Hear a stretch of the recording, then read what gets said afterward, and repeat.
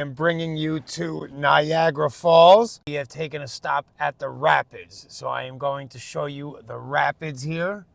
It's a crazy time of year to come down here. It is winter. It's about 19 degrees outside.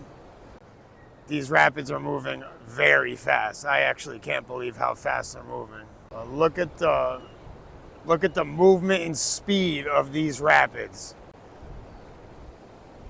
And down there you will see that's going into the Niagara Falls down there.